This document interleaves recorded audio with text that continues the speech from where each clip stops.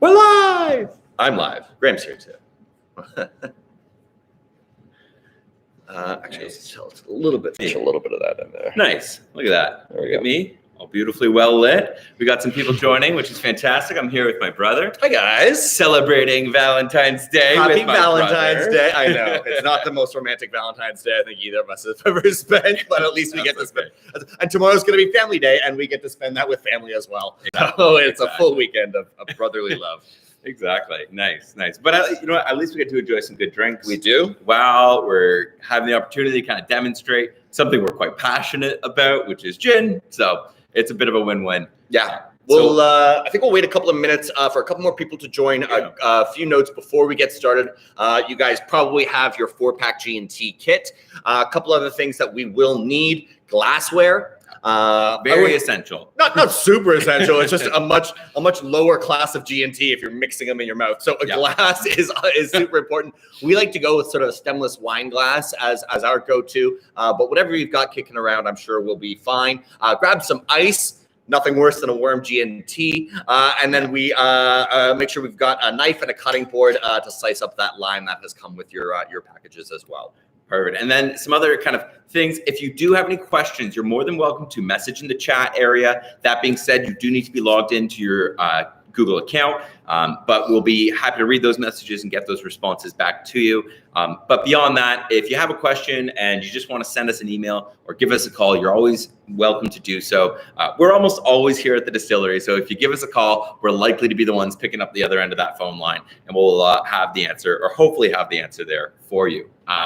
And as Calvin was mentioning, for those who are jumping in, make sure you have your kit. That's the crucial part. The big one. That's the big one. That's the big one. This being our cocktail, or sorry, our Pink Rose Gin and Tonic kit. It's a fun one. It's light. It's balanced. It's going to be a good one to make. But before we dive into that, maybe we should introduce ourselves. We should probably introduce ourselves. ourselves. We always forget to do this. We do. We run tours here on site, and sometimes we'll go a full hour and then be like, wait a second, I never introduced myself. I've done a full tour before and straight up forgot to introduce myself. So we will dive into that now. Yeah. Guys, my name is Calvin Reed. I'm one of the owners here, the small family business that we call Reed's Distillery. Yeah, my name is Graham. I'm as well one of the owners and brother, and it's a family business. So it's myself, my brother, my sister, my dad. That being said, we have a team around us that help make this happen. They probably help get the gin to your house. It's been a very interesting year, to put it lightly, to be operating a gin distillery, but it's been an incredible one as well, because now, while we used to be able to do this a little bit more in person, we get to do this a little bit more virtually, and that's always fun for us too, because, well, we enjoyed gin and we enjoyed talking about it. So. Yeah, we were chatting earlier today of trying to remember what we did for Valentine's Day last year, because it was just such a different time and place for us. And we had a cocktail class as well, pretty much happening exactly where it's happening right now, where we are currently standing. But it was for, some people in the room, and now we are, of course, doing this massive virtual thing. So we will kind of dive into this now that we've got a few people that have kind of come on through. Again, quick reminder, you've got your kit, glassware, ice, and then a knife and a cutting board for that lime if you haven't already cut it up. Some of you guys, I'm sure, are a little bit eager, and it's a Sunday. Maybe you're already one of the gin and tonics down. But we are going to, how we're going to kind of go through the building of this G&T is we're going to break it down so we can try this gin 4 different ways. Yeah. We're going to try it neat or room temperature with sort of like nothing done to it. We'll try the gin like that. We're then going to add some ice to it, which is going to open up the gin. We're going to try it that way. We're then going to add some tonic, see how the botanicals in the tonic come to play with the botanicals in the gin. And then finally, we're going to garnish it and then try it that way. So we're actually going to be able to take something as mundane as making a gin and tonic and actually turn it into a tasting where we get to try our gin 4 different ways. Yeah, and this is also a helpful little trick whenever I'm at a bar. And of course, dependent on the bar. If I'm at a wedding, I'm not going to say, "Hey, can you serve me the gin on the side with the tonic water on the side?" But at a nice cocktail bar, you can do this as well, and it allows you to explore that gin before you mix up your drink, and it's kind of a great way to go about making just a general gin and tonic. And it lets you guys hit your proportions of your gin to tonic, which we will talk about when we get to that 3rd tasting stage. But I think the people are thirsty. I know I'm thirsty. I'm thirsty. I think we've earned ourselves a drink. Good week. Let's dive on in. So I'll grab a couple of these if you want to hold that on still. There we go. And I will attempt to grab, let's see if I can do this. There we go. The Fitch and Leeds Rose Tonic Water. Now, this tonic water might be one of my favorite that I've come across. It is the one that I am drinking more than any of our other tonic waters right now. I'm drinking this stuff like pop. It is super refreshing and super tasty. And it's balanced. It is. That's the thing for me that stands out in a tonic water is that I can use this and not worry that all of a sudden the drink I'm enjoying is going to become only the tonic water. It actually really complements our gin, but I would imagine it would do well with a lot of different styles of gin as well. And I quite like that the flavors that we're actually playing around with in this tonic water. It's a pink tonic, but it's going to be rose and cucumber, which are two of some of the softest, most delicate flavors that you can start to play around with. So the fact that they've got those sort of come to play in balance in this is quite a treat. So hopefully some of you guys are going to be trying your Fitch and Leeds pink tonic for the first time this evening, because it is certainly one that we quite enjoy.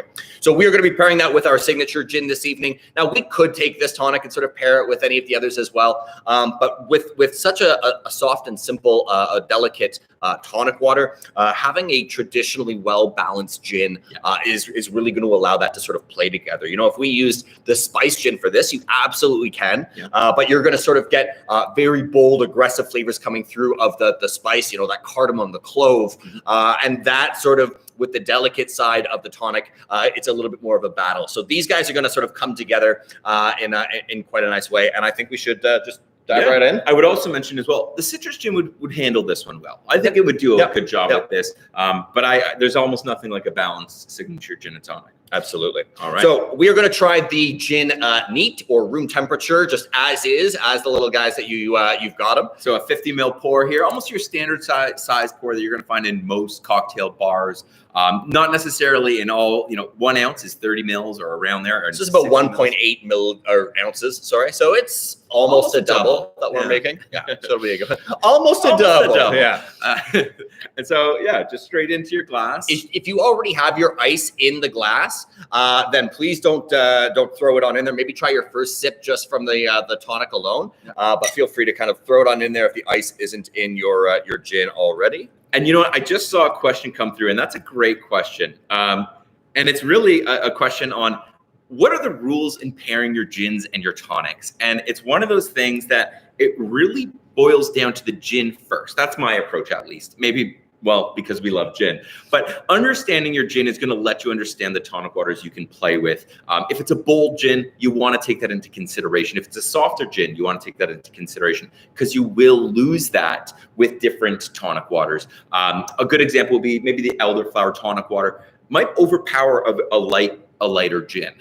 Whereas this pink rose one, it's softer. It might get overpowered by, for example, our spice gin. Yeah. So Calvin was mentioning that, but it's just kind of a good rule of thumb. Beyond that, think to yourself as well. Sometimes you'll find similarities between the ingredients. So if you're going to find an ingredient that's in your gin or in your tonic and it's the same, it's likely going to taste quite nice. Yep, absolutely. And now there are, personal preferences as far as that goes. You can sort of lean in, which is, there's rose in the tonic. If I have a rose gin, that'll go great. And you can also play around with that contrast as well. Mm-hmm. We have sort of a recommended 4-pack that we also sell here at the distillery where we've curated which tonic we like with which gin. And those are great, but I can't tell you how many times someone comes in and it's like, I tried this gin with this tonic water, and they get really excited about it because it's some obscure one that you wouldn't normally think of. So there certainly is no wrong answers, but a safer one is if you know there's a botanical that is shared in your gin and your tonic, you're pretty safe. But we will talk about the tonics a little more in a quick second. We're going to try the gin neat as is first. First thing we're going to do is go for a sniff. You don't have to shove your nose in there and do a deep inhale. It's going to smell like alcohol. It will burn a little bit, but just a nice nose. Yeah. And what we're going to get off the smell of this is going to be some of the higher notes in our gin. So the citrus tones, we have fresh peel in here, our lime and our grapefruit peel. So we've got those notes that come to play, those high citrus notes. We also have some of that juniper berry, which has a little bit of a sweetness to it. And we're getting that come through here. Our juniper berries, we get Canadian juniper foraged by Indigenous communities in Northern Ontario, Northern Saskatchewan, Northwest Territories. And so we get some of that sweetness. Because they're picked here locally, they're a little bit more fresh than a lot of the juniper that's used in gins all over the world, which is done sort of en masse. So having some of that fresh berries gives us a little bit more of that sweetness that we can get off the nose here. I also find I get a bit of the citrus tone. That's, I'm going to pick up some of those citrus tones, that grapefruit, that lime. I personally pick that up right away off the nose. Just kind of those, like you were saying, those higher level tones that you might, once you start to get into the gin and tonic itself, might become a little bit more blended in. But right off the bat, that's what I'm picking up. Yep. And so what we're going to do now is we're actually going to add some ice to it. And this is going to open up our gin. Now, how it's going to open up our gin is two different ways. I haven't had the chance. Did you try it? No, I have not. No, never mind. We can't skip this step. No, but drink gin. That being said, if you don't enjoy warm gin, you can skip this step. So what I would say is just lightly let it coat your lips. I always say it. You don't want to shoot this back. That would make a very quick gin and tonic tasting. It wouldn't even be a gin and tonic tasting. It would just be a shot of gin. So just lightly coating your lips, you're going to find some of those tones come to life. We're going to get some of those middle tones and deeper tones, a little bit more than those high notes that we got off the nose. So it's coming out here, a little bit of fennel, some of that sort of like fresh, almost like your black licorice kind of freshness coming through. We get some coriander, the second most used botanical in gin. Our coriander comes from Saskatchewan. Did we have any idea that we grew coriander here in Canada before we started, making gin? No. And we now know so much about coriander. We do. It's great family farm out there as well, actually. That yes, we work with, so. And so we're getting a little bit more of those middle to deeper notes and tones coming through in the gin than we have had just off the nose, but relatively balanced is what we're finding here. So what we were really going for with the signature gin is that all of these different flavor areas are sort of harmoniously represented. So we have citrus balanced with the sweet, with the floral, with the herbal, and all of that kind of coming out as one expression versus our citrus gin, which is all the way over here, and our spice gin, which is all the way over there. This should sort of have everything kind of coming to play in balance. Yeah. And so as Calvin put some ice into his, what we really wanted to create was a cocktail spirit, something that could stand up in a cocktail, not overpower your traditional cocktails, but also bring a little bit of a unique touch to it. So it was really about trying to find the balance throughout that process. To put it lightly, recipe development with our family took quite some time, lots of testing, and the Excel spreadsheet that we had where we, rated and categorized everything, well, to put it lightly, was quite disorganized by the time we finally got to the end recipe. So what we're going to do now is we're going to add some ice to it, and this is going to open up our gin in two different ways. Number one, it's going to drop that temperature. It's going to crash it down. I'm going to swirl it around, so that's going to really, really cool it off. And what happens when it gets quite a bit colder is we're releasing different oils.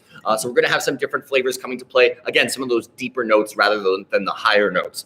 The second thing is that there's going to be a little bit of dilution. So similar to adding a few drops of water into a single malt scotch, it's going to open up a different flavor profile in that way. So we're going to try it having added a little bit of ice to it. Again, this is going to kind of mute some of those higher notes and bring out some of those deeper tones. Mm-hmm. Yes. It's got a great mouthfeel, right? That's what I find with the dilution. I do find off the nose, once you add in that ice, that falls to the back. But the mouthfeel, the softness, it's balanced. We could drink gin just like this. We do drink gin. It's classic and straight to it, and it allows the gin to speak, which is always important when you're making a drink.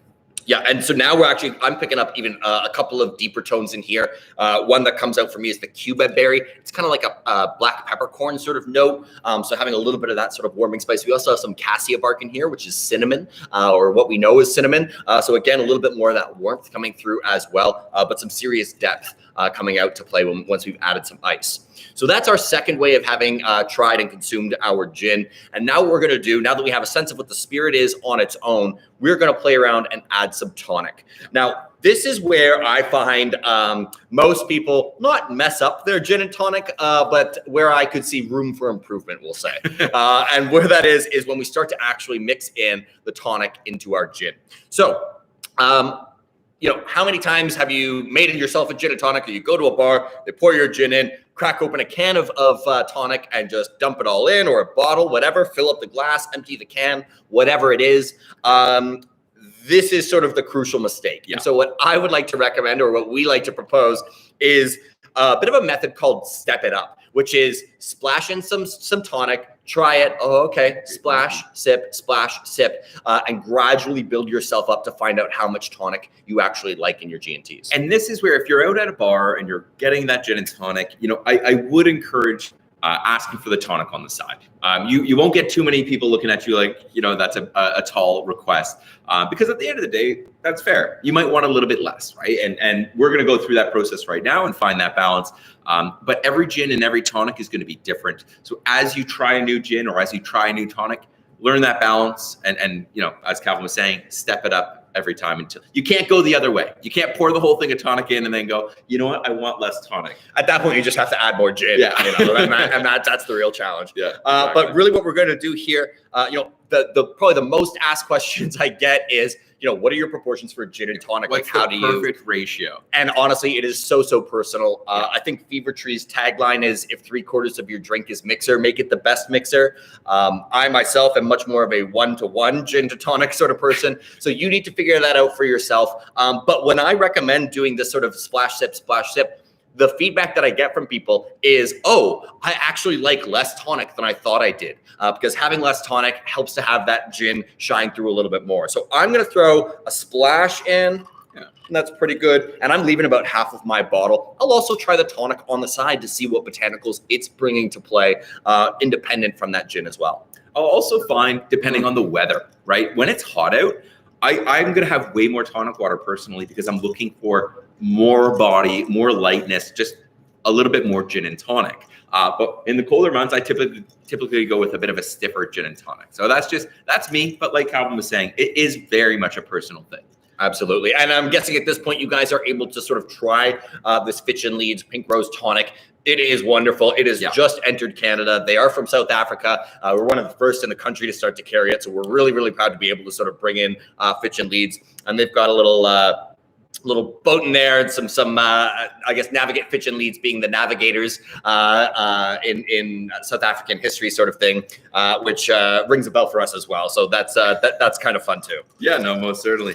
And it's one of those things, gin and tonic, you're going to find it all around the world, right? It doesn't matter. South Africa, UK, it's incredibly popular. Here in Toronto, it's growing in popularity. So you're always going to find gin and tonics. The styles might change, right? I mean, I think here we're growing and now we have all these different tonic waters, but it actually has its roots kind of really embedded in a very classic cocktail. And a cocktail is a loose term because it was almost a cocktail of necessary ingredients at the time. It was really pioneered by the British Navy. Yeah. And they had gin as a ration. In fact, it was Navy strength gin, which is about 45+%. So it would have been 50-ish. Yeah. Quite strong in alcohol. And it was a daily ration that they had. I don't know whether it was to motivate them to join or enlist in the Navy, or there was some medicinal purposes to it, but it certainly did help kind of get people to enjoy their process of enlisting in the Navy. So that was certainly a popular part. But there was a bit of a drawback that they were experiencing. And of course, as British Navy continued to grow and go further around the world, was malaria. And they needed something to help fight malaria. And so with that, they actually developed tonic water now. Or a health tonic originally would have been. I think a health tonic is a much better way of saying it, because when I say tonic water, what do you think? I think of this. Yes, exactly. What it wasn't, it was not this. It was not lightly sparkling pink and it wasn't sweetened. It wasn't filtered. It was a bark water. Yeah. Essentially, they had spoken to all of these local populations to be like, how do you deal with malaria? To which they take the British, the Navy, over to this tree and say, this is our fever tree. Fever tree. It helps to fight. It helps us to fight the malaria. It helps to fight the fever. And so this cinchona tree has the active ingredient quinine, which is we're going to find in tonic water. It is sort of the defining characteristic of. And so the British start to make this bark water health tonic from this tree in order to keep their navy healthy. And so now you have the health benefits of this tonic water or health tonic. You have the health benefits of gin, because historically gin was actually invented just as a juniper flavored alcohol, and juniper is an anti-inflammatory, so it's great for arthritis. So you're fighting arthritis, we're fighting malaria, and then lastly, of course, every gin and tonic needs a garnish, and that garnish traditionally is going to be a lemon or a lime. And that lemon or the lime, the vitamin C from that, helped to fight off the second biggest concern for the British Navy, which was scurvy. So in 3 different fronts, the gin and tonic was a health beverage, we are well aware that we cannot say that a gin and tonic is healthy for anyone. We know that. Yeah. But historically, that's its sort of origin story. Yeah, I can tell myself as I pour another. Yeah, exactly. But it is kind of that's where a lot of cocktails actually have their roots, is in some of this more medicinal approach to drinking. Now, it's certainly transitioned. And in fact, you saw kind of the popularization of tonic water was really when it kind of became a lot more of the tonic water we're enjoying here today. You will still find quinine in most tonic waters. For those of you who are looking for a tonic water that does not have quinine in it, 1642 makes an incredible tonic water out of Montreal, and it's actually quinine free. So I know there are some people who might be pregnant breastfeeding. Either way, you probably shouldn't be drinking, but if you're enjoying tonic water, because that's something you enjoy, it is quinine free as well. Absolutely. So we've now tried our gin 3 different ways. We've tried it neat, we've tried it opened up with some ice, and we've tried it with some tonic water as well. We're going to try it one final way, which is going to be adding our garnish to it. Now, there is a bit of a rule of thumb with the garnish, which is if the botanical is in the gin, then you're safe to garnish with that. So in our gin, I mentioned earlier, we have grapefruit and lime peel. And so if you have ever come here to the distillery and had us make you a gin and tonic, it likely would have had a slice of grapefruit and a slice of lime in it. Today, we are going to do just a little bit of lime. I've already pre-sliced one for you. And I'll actually take a quick second here. In terms of the cut, this is what I like to call a full moon cut. Now, the reason I love cutting my limes like this is because twofold. One, you get a beautiful looking slice. 2, you end up with a half like this that if you need to squeeze, it's ready to go and you've got that ready to juice. So, and I know on our end of things, we really do the full. If you know that you love lime and you want to like have that wedge and squeeze the juice in there and drop it in, feel free. Absolutely. It's your drink. It should be the most optimal drink you can make for yourself. I know for myself, I don't want too much flavor sort of distracting again from that gin. That's always the main focus for me. So the moon slice is perfect for that. So I'm just going to slide that in without squeezing anything in there. And what I'll do sometimes as well, we have a dehydrator here. So I'll do dehydrated fruit because that just gives sort of a hint of that flavor without being too much. But we've got some fresh ones today, which are super refreshing and go really well with this. So we're going to throw that in. Yeah, and if you want to try and get fancy, and it's a 50-50 chance, I like to try and get that lime slice right on the inner edge of that glass so that it shows nicely. 50-50 chance I actually get it. For all of I didn't get it, but sometimes you do. It's going to press up against the ice, and it's going to actually visually look quite nice against the glass. For all of Graham's Instagram posts. Yes, yeah, exactly. Yes, very active on social media. So we also have a second garnish with you guys. Now, the rose is not a part of our gin, but we do have rose in the tonic. So we're going to garnish it with rose buds. Now, these guys are quite fun. We're going to throw in, I'm going to do, I don't know, half a dozen or so. I'm going to throw them on in there.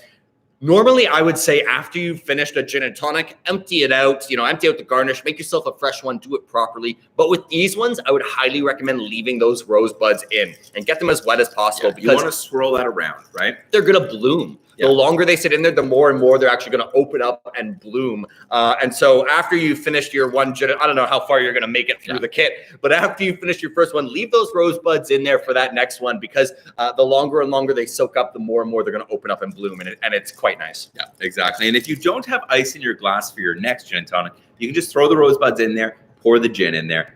Leave it for about 4 to 5 minutes. It's going to start to soak up and bloom those roses. And then go ahead and make your gin and tonic. Because we've already done the tasting component.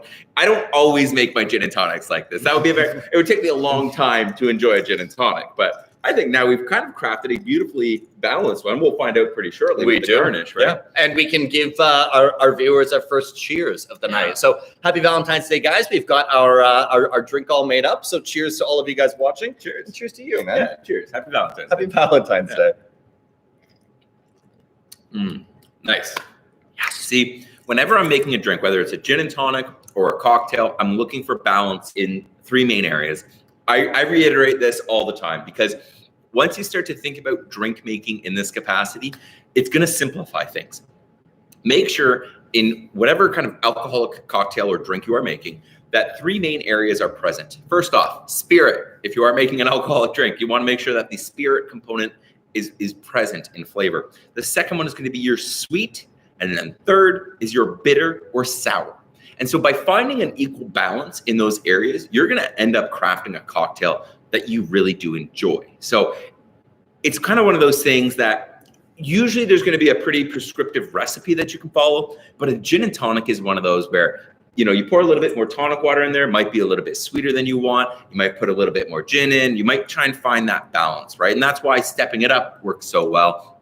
But whenever you're making another cocktail, you always want to think about it, you know, am I getting equal portions of this? A Negroni is a perfect example of an evenly balanced cocktail, as well, a gin and tonic, nicely balanced. So if you're ever trying to remember that balance, again, just thinking of a triangle, and it's really the 3 S's: spirit, sour or bitter. In this case, it's going to be our lime, and then sweet, or in this case, it's going to be our tonic. And of course, the spirit is going to be our gin, almost always. So that is sort of a good rule to keep in your back pocket for when you're experimenting and playing around with different cocktails. Now, this is a very simplified cocktail, but the principle still holds true. So making sure that we've got a balance between, you know, our spirit, our sweet, and our sour. And if we want a little bit more sour, you can throw another wedge in. If we want a little bit more sweet, we can throw a little bit more tonic in. And if we want a little bit more spirit, we can always crack open another mini. Yeah, exactly. And it's the best way of thinking about it is, you know, maybe as the night goes on, you start making your drinks a little bit heavier. I would almost recommend take a step back, drink some water, go try another drink, and then you might be shocked with the cocktail you created.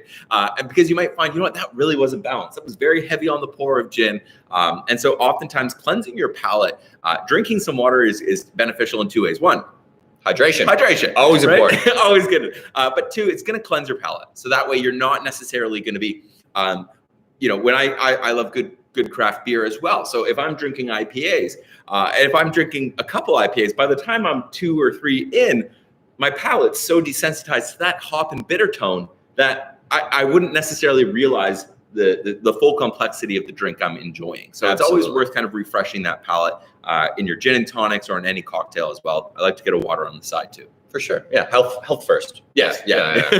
Awesome. So guys, we have now made our first, although maybe, I don't know, maybe you guys are a lot faster than we are. We're doing a lot of talking and not as much drinking. So maybe you guys are already on number 2 or number 3. But we have now made a Valentine's Day Pink Rose Cucumber Signature Gin Martini gin and tonic. So thank you guys so much for tuning in with us. For those of you who haven't actually been to the distillery before, maybe you've been taking advantage of our delivery program, which is very nice actually, because it's free with no minimum order. So you guys can have all of your kits sent to either your work or your home. But if you haven't come to check out the distillery, please keep us in mind, especially as everything's sort of like reopening. We will have sort of a patio out front. Of course, we've got distillery here that we can do tours of when we're able to reopen like that. And of course, we've got our on-site retail shop, so you can have all of your gins, including some that aren't in the LCBO yet. Yes, exactly. And of course, like we said at the beginning, if you have any questions, for us, we love this. We love doing this. We love being a part of the craft distilling scene and the craft spirit scene.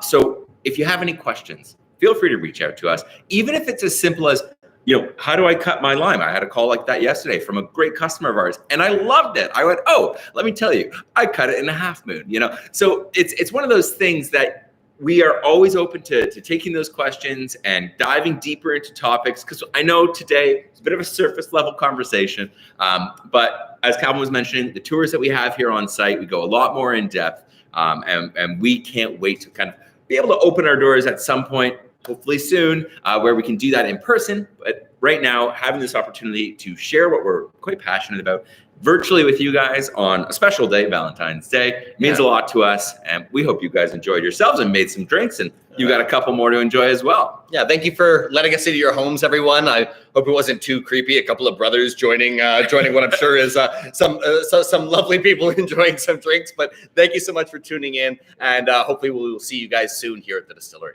All right. Cheers. Cheers, guys. Happy Valentine's. Cheers. Happy Valentine's. Happy Valentine's.